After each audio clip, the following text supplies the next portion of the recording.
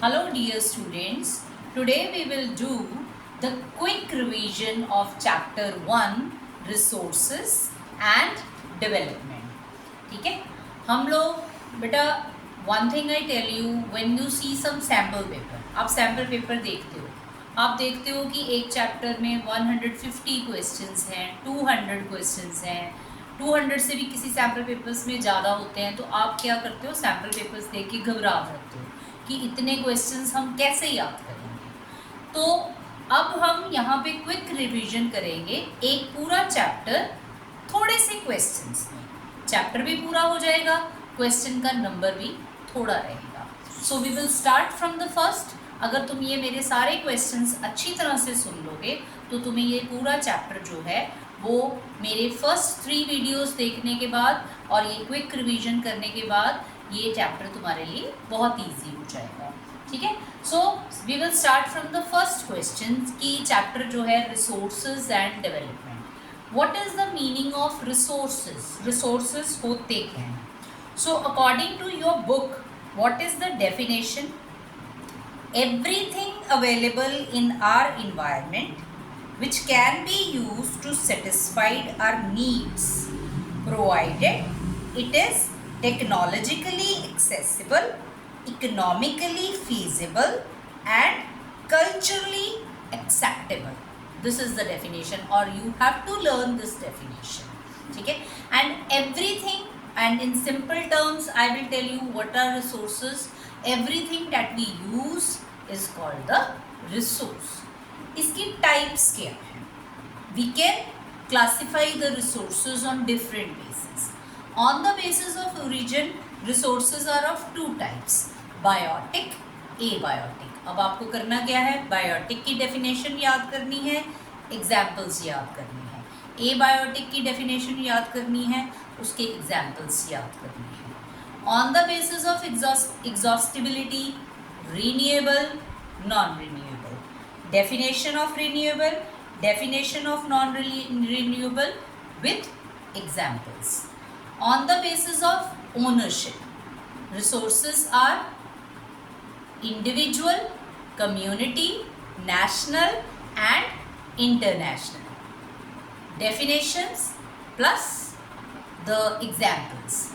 On the basis of status of development, potential, developed, stock, reserve. चारों की definition with example. तो ये आपका फर्स्ट आंसर जो है कंप्लीट हो जाता है। रिसोर्सेज का मीनिंग और रिसोर्सेज की types. Second question, what are the problems of over use of resources? 3 problems आपकी बुक में मेंशन है। सबसे पहली प्रॉब्लम, डिप्लीशन ऑफ रिसोर्सेज। ठीक है। दूसरी problem, accumulation of resources in few hands that will divide the society into rich and poor. तीसरी problem, ozone layer depletion, pollution, land degradation. ये जो तीसरी प्रॉब्लम है इसको आप स्प्लिट करके इसके 3-4 पॉइंट्स और बना सकते हो। पोल्यूशन का एक पॉइंट लिख दो, इन्वायरमेंटल ओजोन लेयर डिप्लीशन का एक पॉइंट लिख दो, लैंड डिग्रेडेशन का एक पॉइंट लिख दो। अगर तो 3 नंबर का क्वेश्चन है तो 3 प्रॉब्लम्स आप लिख सकते हो। अगर ये 5 नंबर में आ जाए तो जो लास्ट वाला है उसको स्प्लिट करके आप उसके 5 पॉइंट्स बना सकते हो। ठीक है, so these are the problems. The next is what is sustainable development and agenda 21। अब सस्टेनेबल डेवलपमेंट क्या होती है?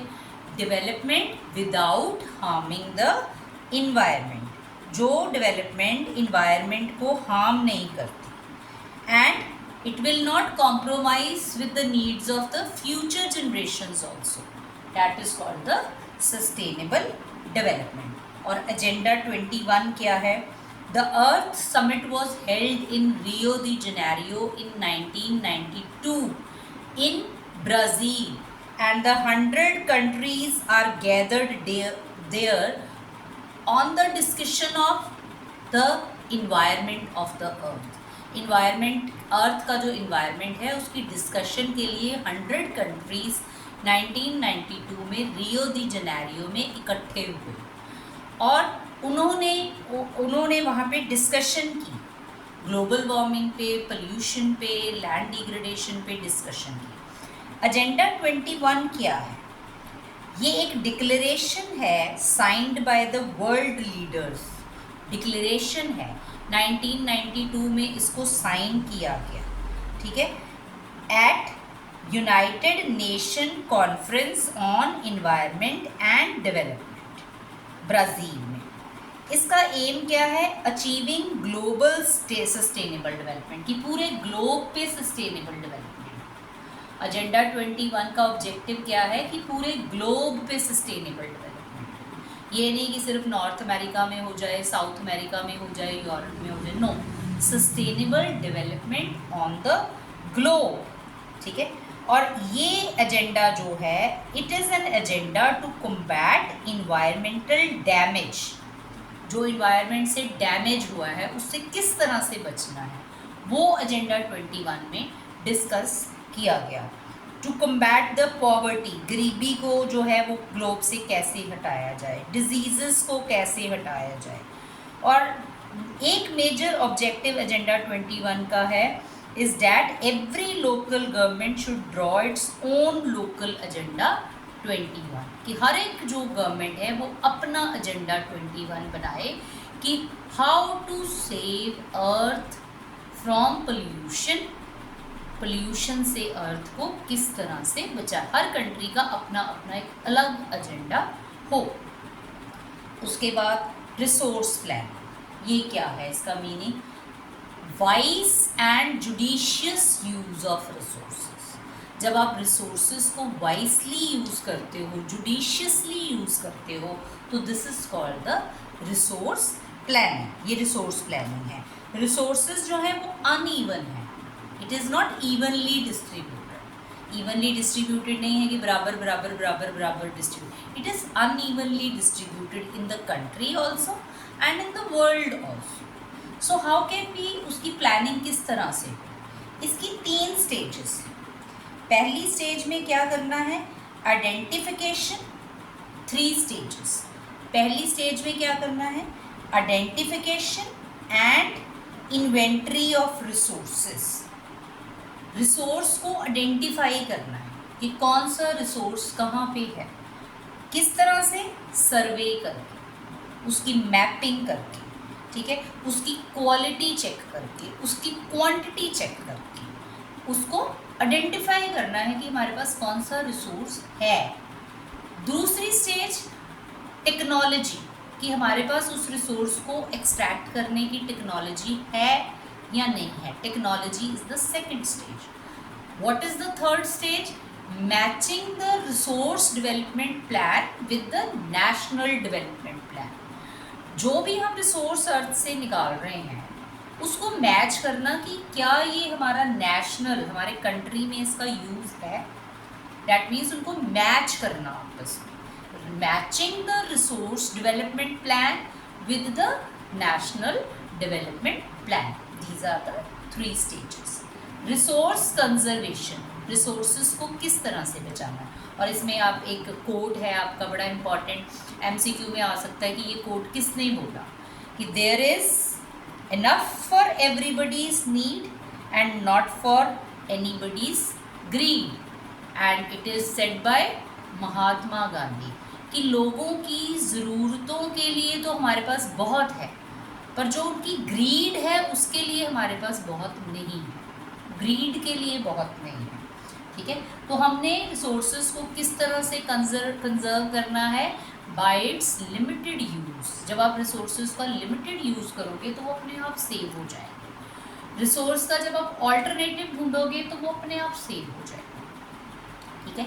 तो उसके लिए एक बुक भी है शुक मेंचर की, small is beautiful, our common future. ये भी एक बुक है जिसमें रिसोर्सेज की कंजर्वेशन के बारे में लिखा गया। उसके बाद हमारा आ जाता है लैंड रिसोर्सेज। यहाँ से हमारा सेकंड पार्ट चैप्टर का शुरू हो जाता है। What is the use of land? Land, और इसको हम ऐसे भी पूछ सकते हैं, why land is called a resource? Land को रिसोर्स। अब आप देखो कि लैंड के बगैर तो लाइफ ही नहीं हो सकती। लाइफ के लिए 3 चीज़ें इंपॉर्टेंट हैं, एयर, वाटर एंड लैंड। इन तीनों में से एक भी नहीं होगा तो लाइफ नहीं होगा। तो लैंड इज़ वेरी यूजफुल। हर एक जगह पे आप लैंड को यूज़ करते हो। Land is use for housing, land is use for construction, land is use for industries, land is use for agriculture. You are living on the land, हम land के ऊपर रहते हैं। तो लैंड का यूज़ लिखना है कि लैंड कहाँ पे यूज़फुल है, या उसको रिसोर्स क्यों बोलते हैं, उसको रिसोर्स क्यों बोलते हैं। Next is the land utilization pattern of India. हमने अपने लैंड को किस तरह से यूटिलाइज किया इंडिया में। हर कंट्री इसी तरीके से यूटिलाइज करता है कि some of the land is under the forest, some of the land is under the barren land, some of the land is under the non-agricultural use, some of the land is under the tree crops, some of the land is under the permanent pastures। बस difference countries में क्या होता है कि हर एक की percentage अलग अलग होती है। कि अगर हमारे कंट्री में 22% फॉरेस्ट है तो हो सकता है किसी कंट्री में 70% फॉरेस्ट हो सकता है किसी कंट्री में 35% फॉरेस्ट हो। अगर हमारे कंट्री में नेट सोन एरिया 46% है तो हो सकता है किसी कंट्री में वो 20 हो, किसी कंट्री में 15 हो। पैटर्न सबका सेम होता है, फ़र्क कहाँ होता है, परसेंटेज में फ़र्क होता है। और ये जो लैंड यूटिलाइजेशन पैटर्न है ये हमेशा चेंज होता रहता है। अगर आज हमारा 22% फॉरेस्ट है तो हो सकता है 10 साल के बाद 32% हो जाए। इसका मतलब चेंज है, पॉसिबिलिटी ऑफ चेंज है। हम अपने लैंड को यूज़ कैसे कर सकते हैं ये हम पे डिपेंड करता है कि हमने अपने लैंड को यूज़ कैसे। तो इसका जो लेटेस्ट पैटर्न आपकी बुक में दिया हुआ है आपने उसको विद परसेंटेजेस याद करना है। हर एक की आपको परसेंटेज याद होनी चाहिए कि नेट सोन एरिया कितना है, फॉरेस्ट कितना है, कल्चरेबल वेस्टलैंड कितना है। और यहाँ पे जो लैंड यूटिलाइजेशन है, जिस जिस चीज़ में भी लैंड यूटिलाइज होती है, जैसे कल्चरेबल वेस्टलैंड है, फैलो लैंड है, आपको उसका मीनिंग पता होना चाहिए कि what is fallow land, what is culturable wasteland, वो होता क्या है। नेट सोन एरिया का मतलब क्या होता है। Net sown area means the actual cultivated area, actual cultivated area उसको नेट सोन। करंट फैलो किसको बोलते हैं, वो लैंड जिसके ऊपर कल्टीवेशन, वो लैंड जिस पे कल्टीवेशन नहीं हुई 1 और less than 1 agricultural year. Culturable wasteland का क्या मतलब होता है, वो लैंड जिसके ऊपर कल्टीवेशन नहीं हुई फॉर मोर देन 5 ईयर्स। मतलब कि यहाँ पे जो भी इस यूटिलाइजेशन पैटर्न में आप जिस जिसकी भी परसेंटेज याद करते हो उसका विद मीनिंग आपको पता होना ज़रूरी है। Now the 8th question is land degradation. Land which is not suitable for agriculture is called the degraded land. तो हमारे कंट्री में कितनी degraded land है, 130 million hectares land is degraded। उसके causes क्या है और land को हम degradation से कैसे बचा सकते हैं, what are the measures। land degradation के meaning क्या है, causes क्या है, measures क्या है। एक चीज़ ध्यान रखना, जो कॉजेज़ होंगे लैंड डिग्रेडेशन के, जैसे लैंड डिग्रेडेशन का कॉज है डिफॉरेस्टेशन, लैंड डिग्रेडेशन का कॉज है overgrazing, mining is the cause, quarrying is the cause. तो मेयर्स क्या होंगे, if the deforestation is the cause, mayor क्या होगा, afforestation. Is the overgrazing is the cause, mayor क्या होगा, कंट्रोल ऑन ग्रेजिंग। मतलब जो भी कॉज होगा उसका ऑपोजिट उसका मेयर होगा। Yes, now this is the third part of the chapter, that is soil resources। soil resources, इसमें हमें soil as a resource पढ़ना है कि soil जो है वो resource क्यों है।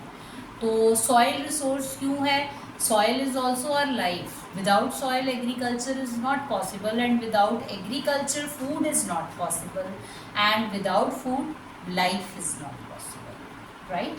So start from the 9th question, what is soil, soil होती क्या है, and what are the different types of soil found in India। India में different types की soil क्या है।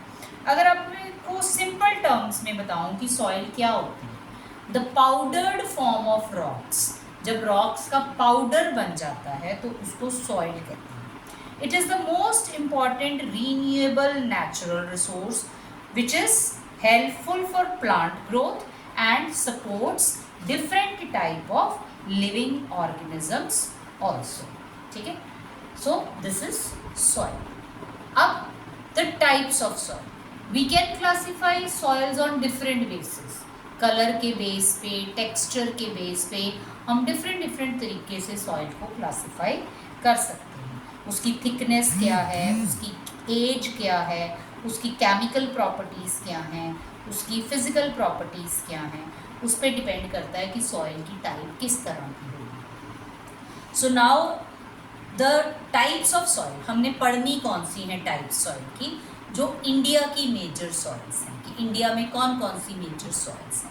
तो इंडिया में सबसे पहली टाइप ऑफ सॉइल क्या है, alluvial soil. Alluvial soil, the most wide spread soil of India, which is found in the northern plains of India, which is formed due to the deposition by the three rivers and its tributaries Indus, Ganga and Brahmaputra.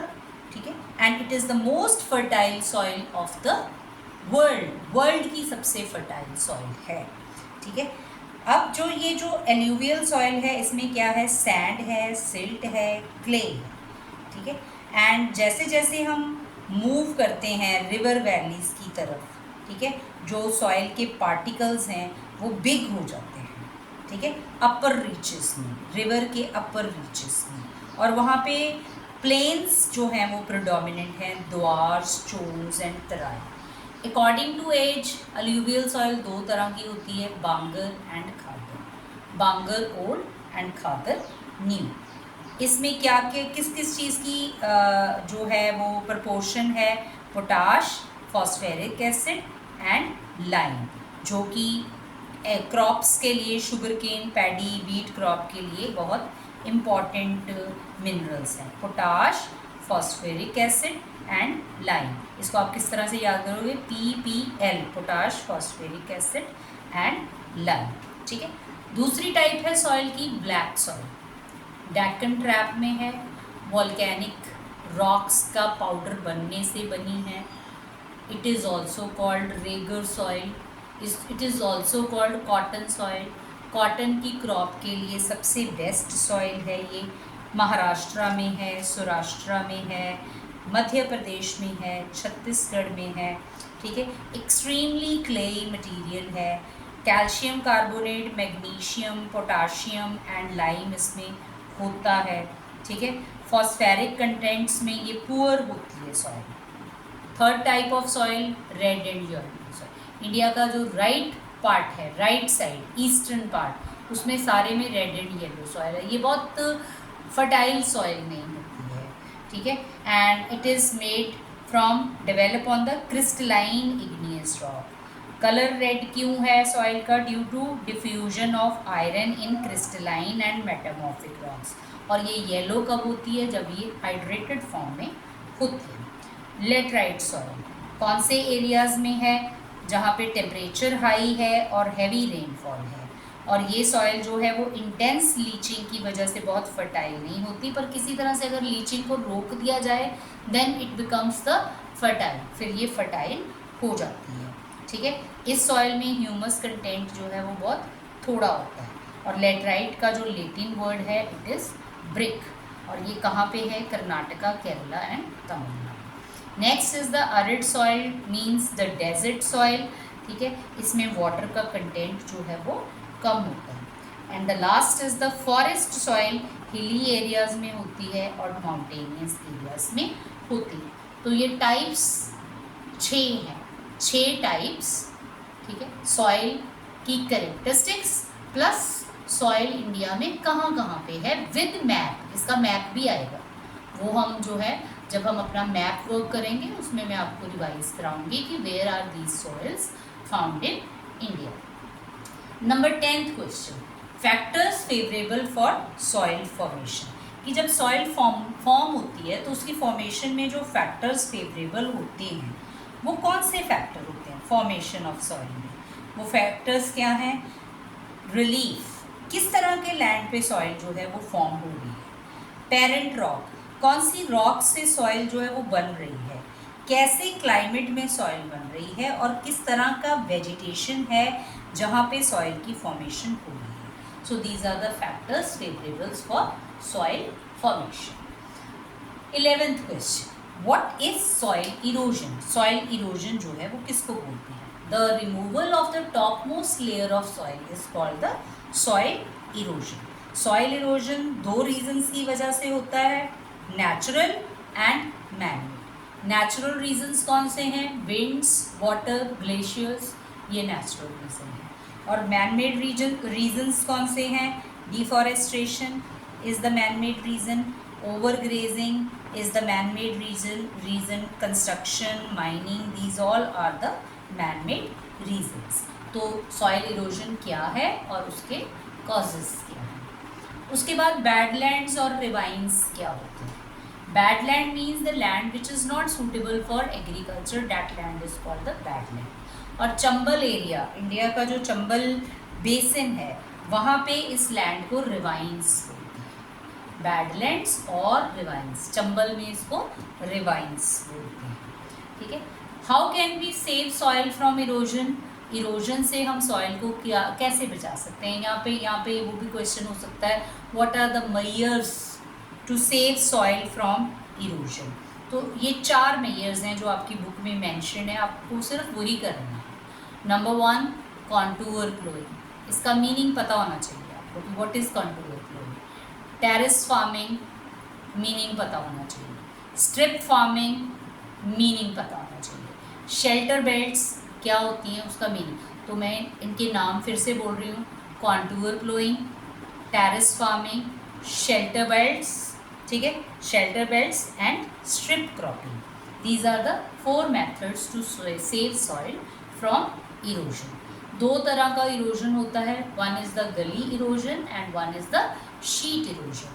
ये जो erosion है ये बहुत narrow erosion है, narrow erosion. ठीक है, narrow जो है erosion that is the gully erosion एंड जो ब्रॉड इरोजन है that is called the sheet erosion. इनकी एग्जैक्ट डेफिनेशंस आपने अपने बुक में से देखें. अब आप देखो स्टूडेंट्स, मैंने आपको ये चैप्टर रिवाइज 100 क्वेश्चंस में नहीं कराया. मैंने ये रिवाइज आपको चैप्टर सिर्फ 14 क्वेश्चंस में कराया. इसका मतलब आपके चैप्टर में सिर्फ 14 क्वेश्चंस हैं. सो बी हैप्पी कि 14 क्वेश्चंस पढ़ लोगे तो सारा चैप्टर हो जाएगा. ठीक है, best of luck to all of you.